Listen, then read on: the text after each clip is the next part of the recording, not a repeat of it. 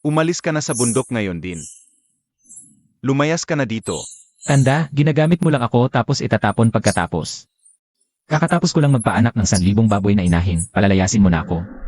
Tumigil ka nga. 10 taon ka na sa bundok. Naubos mo na lahat na nalalaman ko. Ano pang silbi mo? Nagsasayang ka lang ng pagkain. Ano to? Kasunduang kasal, yan mula sa mga ate mong sina Sunji. Nang bumaba sila ng bundok, sinabi nilang ikaw lang ang pakakasalan nila. Ngayon, lahat sila may narating na. May bilyonaryong CE, may mahusay na manggagamot. May sikat na artista pa. Isa lang ang misyon mo sa pagbaba mo. Puntahan mo sila isa-isa. Kung sino ang magustuhan mo, pakasalan mo. Tanda, sinabi mo yan ha. Pwede bang lahat na lang? Basta kaya ng lakas mo, bahala ka. Ayos na ayos ang lagay ni ate. Ang taas ng gusaling to sa kanya lahat.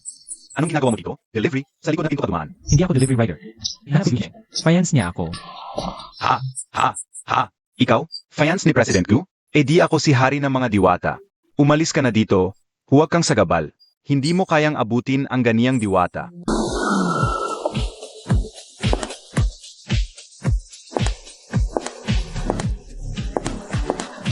Ate, ako si Yeshen. Narito ako para pakasalan ka. Hoy pulubing makapal ang mukha. Nanggugulo ka kay President Gu? Mukhang nangangati ka ng buto. Talagang ang maliit na damuho na yon. Sinong bastos na to? Nagmamalabis sa Gu Corporation? Gincheng, basurang tulad niyan. Ako na ang bahala, huwag mong dungisan ang mga mata mo.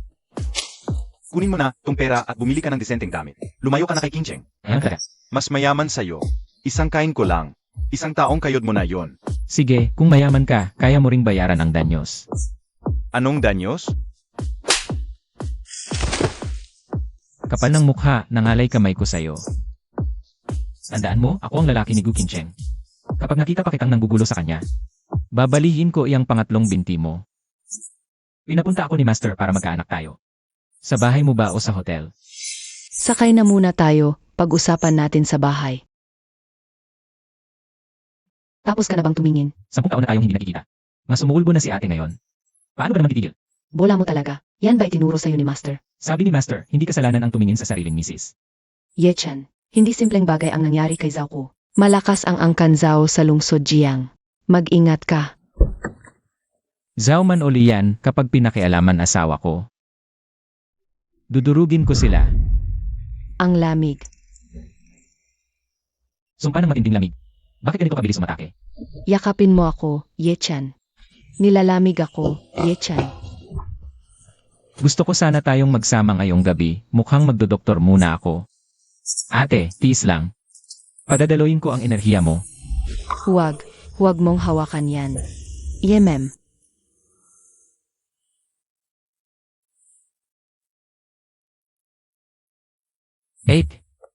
Simula pa lang to, mas exciting pa yung kasunod. Huwag kang masyadong maingay, baka isipin ng kapitbahay kung ano na. Kumusta, ate? Okay naman ba ang serbisyo ko?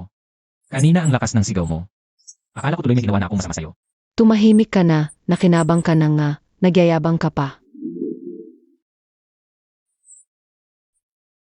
Gutom na ako. Mas nakakapagod pa to kaysa magpaanak ng baboy na inahin. Kanina sa paggamot sa'yo, naubos lahat ng enerhiya ko. Kailangan kong kumain. Sige, dahil iniligtas mo ako. Ngayong gabi, magluluto ako na masarap para sa'yo. Ipagluto mo ako ng noodles.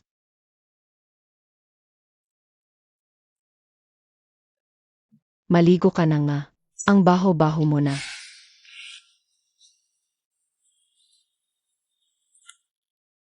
Ito ang tunay na buhay. Sino na kumakatok ng ganitong oras? Sino pa, nandyan na yung delivery rider. Ang bilis mong tumakbo, no? Pero nakalimutan mo, sa lungsod Jiang, kapag may hinahanap akong tao, ay magtago ka sa butas ng daga, mahuhukay kita, saka saan nyo na. Sugurin ninyo, baliin ang mga braso at binti, itapon sa ilog para ipakain sa isda. Zhao Ko, nababaliw ka na ba? Bahay ko to. Pumasok ka ng walang pahintulot, may dala pang armas. Gusto mo ba munang mabulok sa kulungan? Bakit pa kayo nakatunganga? Ang angkan Zhao ang sasagot sa lahat. Gu Qingcheng, huwag ka nang magpanggap na malinis. Dati, tinuturing kitang diyosa. Hindi ko inakalang ganyan pala ang gusto mo. Magkagusto sa hamak na pulubi mula sa bundok. Kung gusto mo talagang protektahan ang lalaking yan, Sage, Ngayong gabi, isasama na kita sa kanya. Sugurin ninyo, patayin ang lalaking yan at ang babae. Kunin ninyo ang babaeng yan at painitin ang kama ko. Ang kapal na mukha mo. Yi-chan, tumakbo ka na. Sa likod na pinto. Harangan ko sila. Hindi nila ako sasaktan ng hasto. Ate, mahal yang Florera, wag mong ihagis. Ngayon na ang oras na to. Florera pa rin ang inaalala mo. Tumakbo ka na. Guro ko, lalaki dapat nasa taas. Ako ang haharap, hindi babae. Plano ko lang naman na 3 buwan kang hindi makakabangon.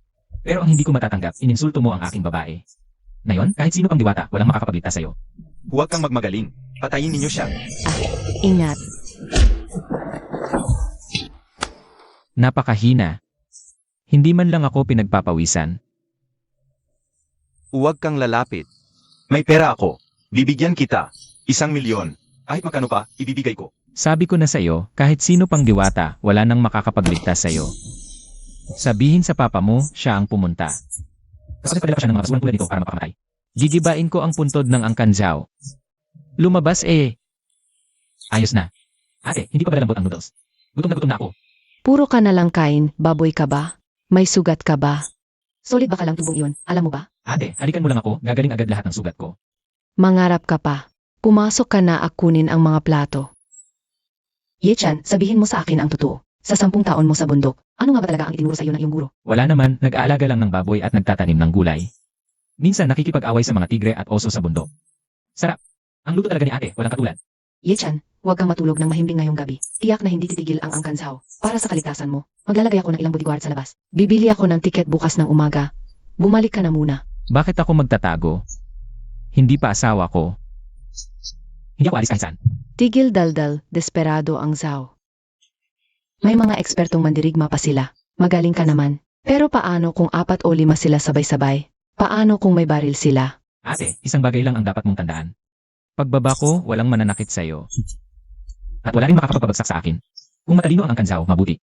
Kung hindi, wala nang Angkan Zhao sa lungsod Jiang. Ayoko marinig yung kayabangan mo. Sa kaliwa sa unang palapag ang guest room. Doon ako ngayon. Ha? Hindi ako kasama. Tatawag ako sige. Layas, may bagong kumot sa tabinet. Mag-ingat ka at baka ginawin ka. Ang ate ko, matigas ang bibig pero malambot ang puso. Mga walang kwenta. Puro kayo walang kwenta. Ang cellphone ko. Ibigay ninyo sa akin ang cellphone ko. Sir, napakaaga naman ang pagpunta mo. May kailangan ka ba? Biao Shu, inatay nila ako. Sa lungsod Jiang, may mga has pa palang galawin ka? Sino sila? Bagong mukha. Sanay sa laban at kakaiba ang galaw. Nagdala ako ng mahigit 10 tao. Wala pang 1 minuto. Lahat sila bumagsak. Gusto kong hiwain ang laman niya ng pira-piraso at ipakain sa aso. Sanay sa laban? Ha? Maamin na akong nakitang ganyang pasika. Akala nila kaya na nilang maghari sa lungsod Jiang. Sige, dahil sinabi mo na, ako na ang bahala. Tamang-tama lang. May bagong dating akong tao na eksperto sa suntukan. Talagang sanay pumatay. Papuntahin natin siya para asikasuhin ang batang yon. Liao Shu, mas maganda kung mas mabilis. Gusto ko na makitang patay ang lintik na yon ngayon din. Isa pa, hulihin niyo rin si Gu Qingcheng na yon. Dahil putol na ang binti ko. Ngayong gabi, siya ang magpapakalma sa akin sa kama. Huwag kang mag-alala. Pagkatapos ng gabing ito, makikita mo na ang lahat ng gusto mong makita. Yi-chan, tama ba? Gu Qingcheng, tama ba? Kayong dalawang walang hiya. Ngayong gabi na ang katapusan ninyo. Tingnan natin kung makakapagmayabang ka pa. 4 na kotse, 20 tao, mabibigat. Basura lahat. Isa lang ang may kaunting saysay. Mas mabagal ang puso. Walang modo. Malalim na ang gabi, nanggugulo pa sila. Kapag nagising si ate, magkakaroon siya ng airbags.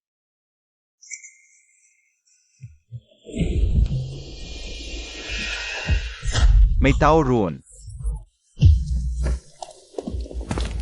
Ikaw nga si Yi-chan? Ako nga. Kaya ba ang pinadala ni Zhao ko? May nagbayad para putulin ang kamay at paa mo. Ikaw na ba mismo ang gagawa o ako pa ang tutulong sa iyo? 1,000,000 lang pala ako. Mukhang napakamura ko naman.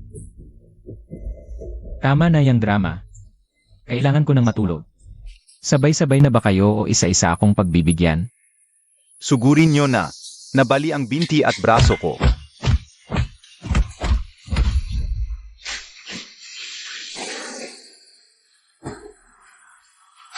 Ikaw naman yang uling. Kanina pa kita napapansin sa yabag mo. Mukhang nadyan sa'yo ka rin ng ilang araw. Wala ka bang kain? Ang hina ng suntok mo. Ganyan lang ba ang Muay Thai? Sabi mo Muay Thai King. Mas matigas pa ang baboy ramo sa bundok namin. Mas makapal pa ang balat ng baboy ramo kaysa sa'yo.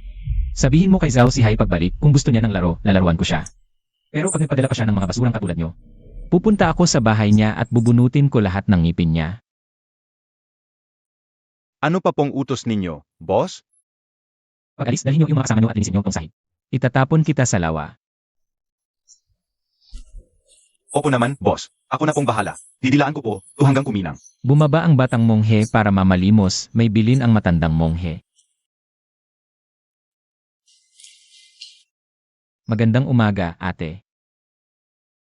Weh, bakit masipag ang admin ngayon? Gufen, malaking problema. Nakasil na ang bodega ng kumpanya. Sabi, may paglabag daw sa fire safety. At yung mga malalaking proyekto na pinag-usapan natin, biglang nag-withdraw lahat ng investors. Sabi nila ayaw nilang makabangga ang Angkansaw. Anong problema, ate? Naghahanap na ba ng away yang matandang Zhao? Yichan, iba na to ngayon. Ginamit ni Zhao, si Hai ang mga koneksyon niya. Sabay na sinalakay ng ETI at bumbero, saka sinilihan ang bodega ko. Panggigipit mula sa gobyerno. Kahit gaano pa kalakas ang kamao mo, bawal bugbugin, lalabas paninda. Mamamatay ako sa penalty. Kung kaya sa aksyon, wag pahabain. Kung di pwedeng sumuntok, dami kakampi. Hoy, bata, bakit hindi ka pumunta sa ospital kagabi? May inaasikaso pa akong kaso. Kung may sasabihin ka, bilisan mo. Si ate ay inaapi. May magsasara ng kumpanya, patutulugin pa ako sa kalye. Sinong walang hiyang yan? Ipadala mo sa akin ang address. 10 minuto, nandiyan na ako. Ayos na. Tara na, ate. Puntahan natin ang bodega. Kapag nagpakita ang Zhao si Hai na yan, papalambutin ko ang mukha niya sa suntok. Chief Wang, salamat sa pagod mo. Sabi ni Boss Zhao, may malaking gantimpala ka pagkatapos nito. Huwag mag-alala. Kapag selyado, lahat susunod sa batas. Si Gu Qingcheng ay kailangang humingi ng tawad kay Boss Zhao ng maayos. Ang bilis mong dumating, Gunyan. Pero huli ka na. Nakadikit na ang selyo. Kung wala ang pahintulot ko, ang bodegang ito, kahit isang langaw ay hindi makakapasok. Chief Wang, inspeksyon lang ang fire safety namin. Umasa lahat. Ano ang karapatan mong selyuhan ang aking bodega? Sino ba ang masusunod kung pasado o hindi? Ikaw ba o ako? Sinasabi kong hindi pasado, di hindi pasado. Kung ayaw mo, magreklamo ka. Dumaan ka sa proseso. 1 taon normal. Bata, magaling ka umaway. Sech, santukin mo rito. Ito si Chief Wang. Subukan mong galawin ang isang daliri niya, at babarilin ka namin sa pag-atake. Ano bang balak mo? Wala ka na bang takot sa batas?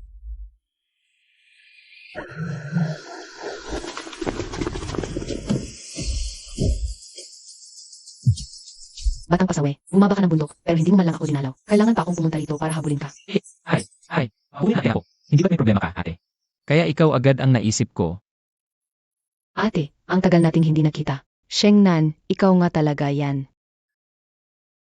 Sinong nagsabi kanina na hindi pasado ang warehouse na to? Hip, nagkakamali lang po kayo. Pagkakamali, ang Gu Corporation ay pangunahing sinusuportahan ng probinsya. Bakit ka ganyan? Sinong nagbigay sa'yo ng kapangyarihan? Imbestigahan. Dalhin niyo siya. At ang sangkot sa sindikato at pananakot sa mamamayan, isama niyo rin. Inosente ako. Mensahero lang ako.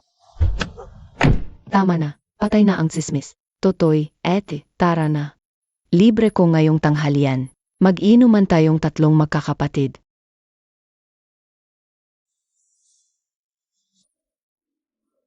Ito, Totoy, 10 taon tayong hindi nakita. 3 tagay muna. Mas malalim ang samahan, 1 lagok lang. Lauer, huwag mo agad pasamahin yan. Kakababa lang ni Chan ng bundok. Nag-adjust pa ang katawan. Anong alak yan? Xiao Chan, ito ang kainin mo. Mamahaling abalon yan. Pampalakas ng katawan. Nagkakaedad ka na. Kailangan mo na masustansya. Ate, yang mga pagkain mo, puro pampaganda lang. Ang tunay na lalaki, kailangan ng lamang loob. Tingnan mo nga tong si Totoy. Payat na parang unggoy. Paano siya mag-aasawa niyan? Ate, ayos na ayos ang lakas ko. Sa bundok, araw-araw akong nagbubuhat ng 100 kilo ng tubig. Sanay na ako. Hindi ko mapapatunayan sa salita. Ako na ang titingin balang araw. Lin Shengnan, babay ka. Magpakababay ka na. Huwag mo dalhin yung ugali mo sa pulis. Sa hapagkainan, matatako si Xiao Tian. Sauce Ed, masyado kang formal. Noong nasa bundok pa tayo, hindi ko na alam kung sino. Palihim na tinatahi ang salawal ni Xiao Shidi. Kada hating gabi. Ikaw, umahimik ka. Pag hindi ka tumigil, ang lakar na ko. Kanina, babawiin ko. Tumigil na ako. Sige na, hindi na ako magsasalita. Kakainin ko ang abalong bigay ni ate. Kakainin ko rin ang kidneys na bigay ni ate. Malakas naman akong kumain, kahit gaano karami, kaya kong ubusin. Tutoy, pagbaba mo ng bundok, sino ba talaga ang una mong pakakasalan? Nasa iyo pa ba lahat ng mga kasunduang kasal? Baka naman pwedeng pirma muna tayo nung kay At. Lower, lahat ng bagay may sinusunod na pagkakasunod-sunod. Ako ang Et. At ako ang unang nakatanggap ng kasunduang kasal. Hindi naman sa edad yan, kundi kung kompatible kayo ng katawan. Mahilig kaming mag-away ni Tutoy, kaya siguradong magkakasundo kami sa buhay. Teka, sabi na nga mo. Nakasalalay ko sa tadhana at 2 buwan pa lang ako. Wala pa nga ako sa legal age para mapakasal, di ba? Ang hina mo naman. Yetyang ukincheng. Mga munting sinta kayong dalawa. At yung lynching nandin na yon. Pinagsasabuatan nyo pala ako. Sige, kung ayaw nyo akong mabuhay, edi sabay-sabay tayong mawala. Ay, si Kuya Tsuelang Bato, may kailangan akong ipapatumba. Wala nang alalahanin kung sino siya o ano ang background niya. Gusto ko wala na siya bago mag-alas 12 ngayong gabi. Doblehin ko ang bayad. Nakita ko kasi sa balita, may kasama siyang batikan. Kailangan dagdagan ang bayad. Basta maubos mo sila. Ay kalahati ng yaman ng Angkanshao, ibibigay ko. At yang si Gu Qingcheng din. Gusto ko siya ng buhay. Gusto ko sa harap ng taong yon. Pagsasamantalahan ko siya ng husto.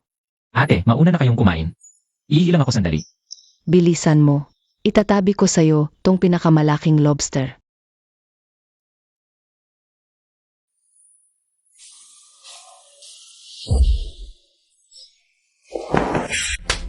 Hoy, may modo ka ba? Umiihi pa ako rito. Baka mamaya magka-problema pa ang prostate ko dahil sa ginawa mo. Mamatay ka na. Ang bagal mo naman. Si sino ka ba talaga? Sabi sa record. Probinsyano ka lang nakabababa ng bundok. Probinsyano. Isipin mo na lang na isa akong probinsyanong marunong ng konting martial arts. Sabihin mo kay Zhao o kabalik mo, plano ko lang sanang ipabagsak ang negosyo nila.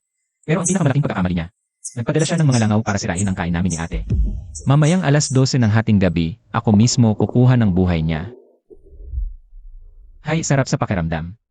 Bakit ang tagal mo? Mahina ka na ba sa ganito? Gusto mo bang resetahan ka ni Sanshimi ng pampalakas? Anong mahina? May malaking daga lang sa Sea-Ray. Inasikaso ko lang. Daga. Sa 5-star hotel may daga. Malaki-laki, maitim, mukhang mabangis. Pero isang tapak lang, patay agad. Wala na yon, tuloy tayo sa inuman. Roshai Jai, kanina pa sinasabi mong gusto mo akong i-check up. Kailan ba tayo magsisimula? Tumigil ka nga. Kainin mo na lang itong hipon mo. Mayor Domo. Si senyorito, may nagtapon kay Tsulang sa harap ng gate ng mansyon. Ano? Inihagis pabalik si Tsulang? Buhay pa ba siya? Buhay, pero bali na lahat ng buto sa kamay at paa. Nababaliw na siya. Paulit-ulit na sumisigaw ng halimaw. Demonyo, may iba pa bang mga salita? Sabihin mo agad. May nakadikit na papel sa katawan ni Tsulang. Nakasulat doon. 10 minuto pa. Susunod na ako para tapusin kayong lahat.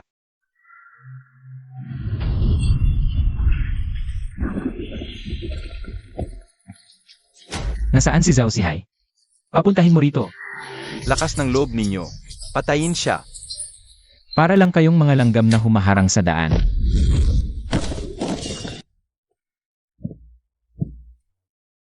Dad, siya iyon. Siya ang demonyong iyon. Bata ka pa pero napakaangas mo. Ikaw ang kauna-unahan sa lungsod Jiang. Na naglakas loob na ibahin ang karangkahan ng Angkanshao. Hindi lang karangkahan ang gigibahin ko. Kung hindi ka pa rin matauhan. Ikaw mismo at itong malamang buto ang aking durugin.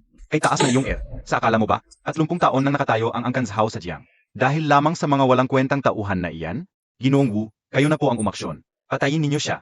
Itong siglong ginseng na yon, AMEA. Isang hamak na bata lang pala. Hindi nararapat na ako mismo ang kumilos. Bilisan, Ginoong Wu, patayin na. May salamang ka ang batang ito. Yan ay dahil kayong mga ordinaryong tao ay may limitadong pangunawa. Hoy bata, batay sa iyong aura. Ilan nakarating ka na rin sa pintuan ng pagsasanay. Sayang lamang, dahil hindi mo dapat nilabanan ang tulad ko. Ika-3 antas ko lang. Parang manok lang ang patay sa'yo. Ika-3 antas ng pagsasanay. Yan lang. Napakayabang mo. Mamatay ka na.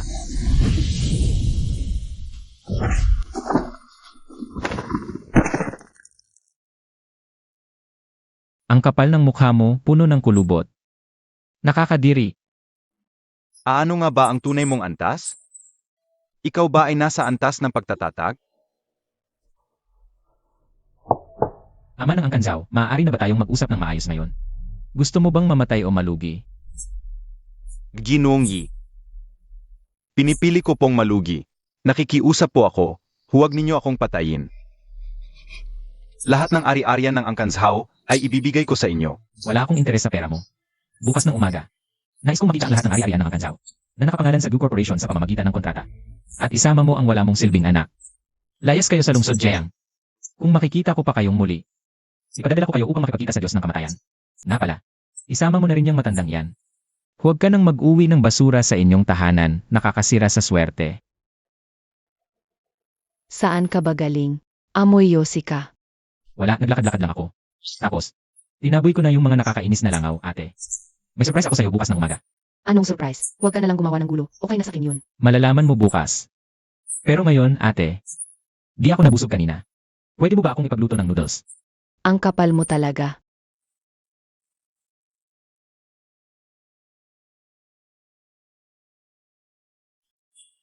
Ate, bilisan mo, mainit pa. Ang lakas ng loob mo. Eto na nga ng oras na to, nanonood ka pa ng cartoons. Tumawag ako kanina sa ilang executives. Pinaitin ko ang seguridad. Siguradong kikilos ang Angkanzao ngayong gabi. Relax ka lang. May kilos na ang Angkanzao ngayon. Pero paglilipat bahay lang, buksan mo na ang pinto. Nandito na yung delivery rider. Attorney Zhang, anong ginagawa mo dito? Pinapunta ka ba ni Zhao si Hai para hamunin ako? Uday, buti naman binuksan mo. Narito ako para yabot ang kontrata. Pakiusap, pirmahan mo na. Pek Batu. Gufen, itong 10 bilyon, sabi ni Boss Zhao. Regalo, to para kay Ginoong Yi. Siya at si yung Master Zhao, bumili na ng pinakaunang flight. Pupunta sila ng Afrika para magmina. Hindi na sila babalik. Ang tanging hiling nila, pakawalan na sila ni Ginoong Yi. Bakit mo ako tinitingnan? May laman ba yung mukha ko? Yitian, magpakatotoo kang nga. Ano ba talaga ang ginawa mo kagabi? Si Zhao si Hai ang hari ng lungsod Jiang. Paano siya natakos sa'yo ng ganyan? Sabi ko na nga ba, kinausap ko lang siya ng masinsinan. Siguro magaling lang talaga akong mangbinsi. Naanti ko siya. Kaya nagbago na siya ng landas. Kaya, ate, sapat na ba ang bigay kaya na to? Kung kulang pa, pupuntahan ko. At kukunin ko rin ang kayamanan ng pinakamayamang angkan sa probinsya. Ang kulit mo. Ang dami-daming ari-arian. Yung pagtanggap pa lang, mabuburyo na ako. Umuwi ka ng maaga, lulutuan kita ng Hong Shao Rao. Hong Xiaoru, mukhang malapit na kitang madala sa kama, ate. Isang hakbang na lang palapit. Pinuno, may nangyari sa lungsod Jiang. Yung gulo sa Angkanzao. Kay Zhao si Hai. Hindi ba nila kayang tapusin ang maliit na Angkangu? Bumagsak na ang Angkanzao. Tumakas sila papuntang Afrika kagabi. Pinamigay na lang lahat ng ari-arian nila. Paano nangyari yun? May bumabaraw na binata mula sa bundok. Yichan ang pangalan. Yung Master Wu na kinuha ng Angkanzao. Nasa ika-3 antas ng pagsasanay. Isang sampal lang ng batang yon, naging baldado na. Bago ka manakit, tingnan mo muna ang amo. Ang alaga kong si Wu. Alaga kasi yan ng Angkan Li. Ano bang pinanggalingan ng Yichan na yan? Wala kaming makuhang impormasyon. Bigla na lang siyang sumulpot. Nakakaintriga. Isang sampal lang kayang patumbahin ang ika-3 antas? Nasa antas na rin siya ng pagtatatag. Ganyan kabata pero ganyan kalakas? Iyak na may tinatago siyang lihim. O kaya nakahawak ng sinaunang kapangyarihan. Kung makukuha natin ang lihim niya, tawagan mo si Laosan. Hindi ba't gusto niya nang maghanap ng malakas na kalaban? Papuntahin mo sa lungsod Jiang. Dalhin mo rito ang Yichan na yan. Saka pilitin mong ilabas ang mga lihim niya. Si Laosan, wala kasing alam, yun kundi makipaglaban. Sakit sa ulo. Kung nandito ka lang para manghingi ng baon, Yichan. Nasa drawer ang card. Kunin mo na at umalis ka na. Busy ako.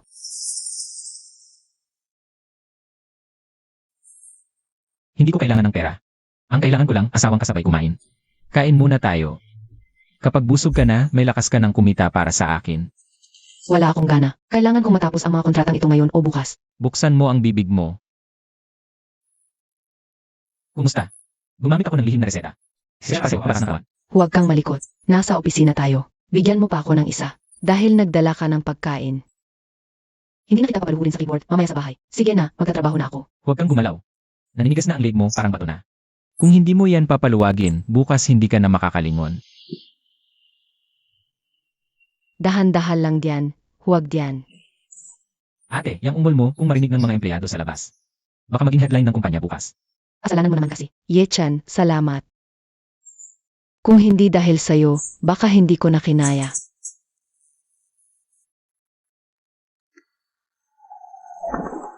Sagutin mo na ang tawag. Sino yan? Kung walang matinding dahilan. Patay ka sa akin. Aba, ang init ng ulo mo. Bakit?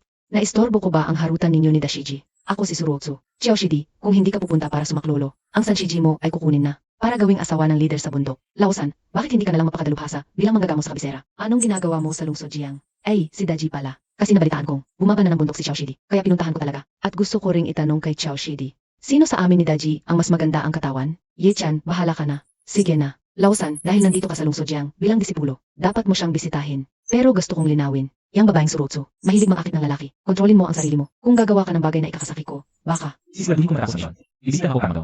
Hindi ako gagawa ng kahalayan. Hey! Doktora Su, naninikip ang dibdib ko, lalo na ang tibok ng puso. Ang bilis-bilis, pakisalat naman, baka malala na ang sakit ko.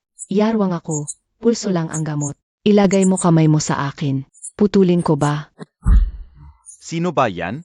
Hindi marunong gumalang. Ate, naninikip din ang dibdib ko, ikaw naman kaya ang magmasahe. Aba, hindi ba't ito ang paborito kong pasaway? Namiss mo ba ang ate mo? Hoy, saan ka nang galing? Ako ang nag-imbita kay Doktora Su. May kapatan ka bang ipahawak siya? Kung ayaw mo maniwala, ipatatapon kita mula sa bintana ngayon din. Saya, Sinong minumura mo? hindi ka lang may sakit, malubha na yan. Kapag hindi ginamot. Sa loob na 3 segundo, tawa ka ng hindi mapilan. Hahaha. Ay, hindi ko na kaya. Hahaha. Ang sakit ng tiyan ko. Hahaha. Ate, tapos na ang langaw. Balik tayo sa dibdib mo. Xiaoshidi, 10 taon tayong hindi nakita. Lumakas na ang loob mo. Pati ang ate mo, nagagawa mo ng bulahin, ha? Medyo masikip itong kipaw, gusto mo bang luwagan ko? Gusto mong hubaran ang ate mo, Sage. Pero tingnan muna natin kung may kakayahan ka. Ate, masama na yung ugali mong manaksak agad pag nagkita tayo. Gumaling ka na, munting pasaway. Maganda, may pagkalalaki ka na ngayon. Ang ate mo kaya nang mawala sa sarili. Ano, natatakot ka na? Anina lang ang tapang-tapang mo. Halika, nang masuri ng ate mo ang katawan mo. Doktora Su, masama po ang balita. Yung espesyal na pasyenteng dinala kanina. Nanghihina na, puntahan niyo na po. Baka mahuli ang lahat. Ano ang mga sintomas? Naninim ang buong katawan, hirap huminga, parang natamaan ng kakaibang lason. Sinubukan na po namin ang lahat ng paan, wala nang bisa. Ituro mo ang daan. Xiaoshidi. Mukhang mamumove muna ang ating pagkikita. Pero, kung interesado ka, pwede kang sumama. Tara, tingnan natin. Hahaha. Sanshiji, kagabi sa telepono. Sabi mo may gustong gumawa sa iyong asawa sa kampo. Yung kanina lang ngayon? Yung muntik nang mamatay sa katatawa sa room. Ang taong yon ay biglang yaman lang. Hindi siya karapat-dapat. Ang totoong sakit sa ulo ay yung nasa unahan. Yung nasa intensive care unit. Ang panganay na anak ng Angkan Liu mula sa probinsya, si Liu Hao. Ang lolo niya ang nakahiga roon, si matandang Liu. Naganda ang Liu Hao na yan. Kung di ko magaling ang matanda, pakakasalan ko siya. Pero kapag nagaling ko, ibibigay niya sa akin ang pamana ng kanilang pamilya. Ibibigay niya sa akin ang millions ng fungus. Para sa malas? Anong siglo na tayo? Ako si Sanshiji, isang diwata mula sa langit. May karapatan ba siya sa akin? Ang tamis ng mga sinasabi mo. Pero malakas ang Angkan Liu sa probinsya. Kahit ako, kailangan silang bigyan ng kaunting respeto. Mamaya, huwag kang padalos-dalos. Abangan mo na lang ang senyas ko. Mga inutil kayo. Kapag namatay si Lolo, ililibing ko kayong kasama niya. Ruotsue, sa wakas nandito ka na. Sige na, ikaw nang bahala. Sigurado maliligtas ang lolo ko. Ruotsue, yan ba ang sinasabi mong katulong? Mukha naman siyang pulubi. Ito ay isang sterile na kwarto. Baka may dalang mikrobyo, yang taong yan. Sino ba yung napakaingay? Hindi pa ba namamatay sa sakit ang pasyente? Baka mamatay na sa ingay mo. Sinong tinatawag mo maingay, ha? Subukan mo lang. Hindi ka makakalabas ng pinto na, yan ng buo. Ginoong Liu, ito ang nakababata kong kasamahan na si Yichan. Mas magaling siya sa medisina kaysa akin. Mabuti pang maging magalang ka sa kanya. Yang ganyang bata, niwala pang ang balahibo, marunong namang gamot, mukha yatang paluloko lang yan. Doktora Su, masyado nang malala ang sinabi mo. Napag-usapan na namin ang sakit. Isa itong sakit na walang lunas. Kahit pinakamodernong kagamitan sa mundo, hindi siya malilitas. Ikaw na walang buwang na babae. Tapos may kasama kang pronti, sasabihin niyo kaya niyong gamutin. Kalokohan. Wala ng pulso, huminto na ang tibok ng puso, at ang panloob niyang lakas. Parang may sumipsip at inubos lahat ng ito. Ihanda na ang libing, binatang Liu. Kung walang pag-asa, kuhain na natin ang kasunduan. Ngayong gabi, sasama ka sa akin sa kabisera at magpapakasal tayo. Kahit mamatay pa ang lolo ko, itutuloy ko ang kasal. Huwag kang sumobra. Doktor ako, hindi diwata. Kapag hindi ko nailigtas ang pasyente, isusuko ko ba ang sarili ko? Sumobra? Sa kabisera, ako ang batas. Sa ngayon, gusto mo man o hindi, papakasal ka sa akin. Gapusin ninyo siya. Bakit ka tumatawa? Tinatawanan ko ang kawalan niyo ng alam. Buhay na buhay ako. Pero pinipilit niyong sabihin patay na ako. At ikaw para makapag-asawa. Wala ka nang pakialam sa buhay ng sarili mong lolo. Bata ka pa lang. Sinong sinasabi mong walang alam? Wala nang tibok ang puso. Kung hindi patay iyan, ano? Subukan mo kung kaya mo. Kung mailigtas mo siya, luluhod ako sa harap mo ng 3 bises. Huwag na ang pagluhod, baka mapaikli ang buhay ko. Xiao Tian, huwag kang magpumilit. Ito ang puso ng patay. Wala na talagang pag-asa. Ate, ang mga itinuro sa iyo ng master ay pawang tradisyonal na medisina. Ngunit may mga bagay na hindi kayang gamutin ng medisina. Nagkukunwari ka lang. Bumangon ka. Ito ang gayuma ng lason sa puso. Tama, ito mismo ang sumipsip ng kanyang lakas. Kapag namatay ang uod, mabubuhay ang tao. Tubig, gusto ko ng tubig. Binatang Liu, tama ba? Nabuhay ko ng tao. Ngayon, pag-usapan na natin. Ang balak mong gawin sa ate ko kanina. Anong gusto mong gawin? Ako ay mula sa angkan Liu ng kabisera. Wala sa akin ang angkan Liu, parang wala lang. Naglakas loob kang saktan ako? Ako ang tagapagmana ng angkan Liu. Probinsyano ka lang, gusto mo nang mamatay? Hayop, tumahimik ka. Narinig ko lahat kanina. Mabait na dumating si Doktora Su para iligtas ako. Paapilitin akong magpakasal? At itong batang manggagamot. Siya ang nagligtas ng buhay ko. Naglakas loob kang murahin siya. Ikaw pala ang traidor sa sariling pamilya. Lolo, ginawa ko lang para sa swerte. Swerte. Mula ngayon, bumalik ka na sa kabisera. Ikukulong ka sa bahay ng 3 taon. Lahat ng negosyo ng pamilya. Huwag mo ng pangarap pang hawakan. Batang manggagamot, bulag ako sa pagpapalaki ng ganitong walang hiyang nilalang. Maraming salamat sa pagliligtas mo sa akin. CJ, pero huwag kang gumalaw. Patay na ang uod na yon.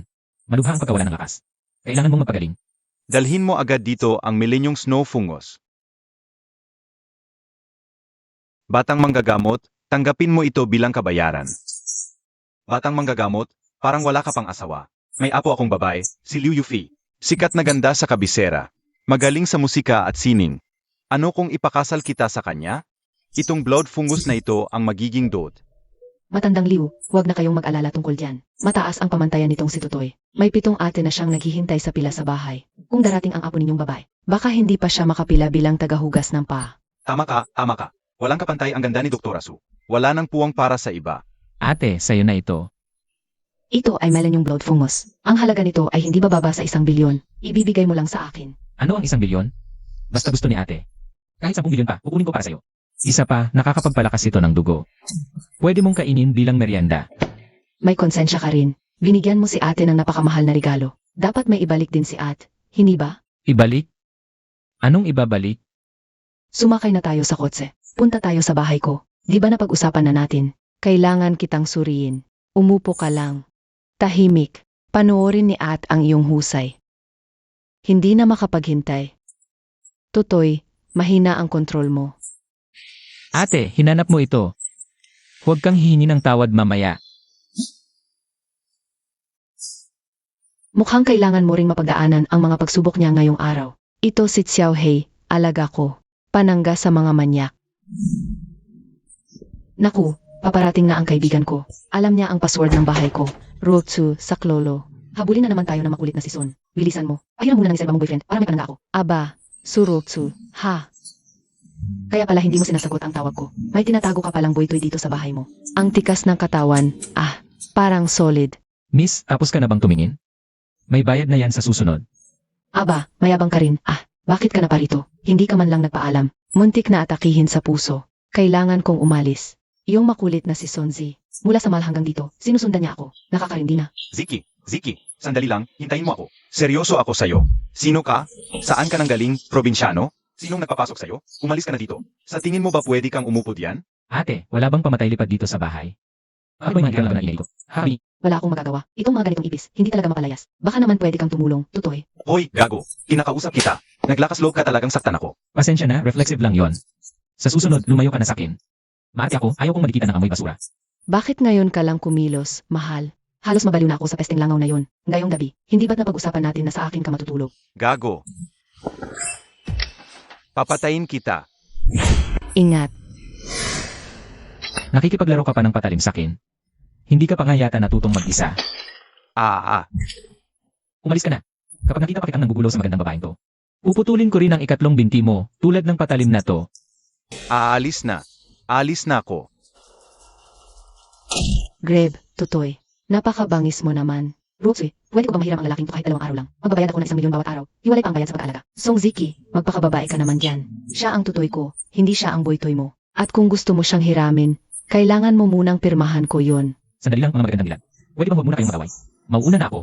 Huwag mong subukang tumakas.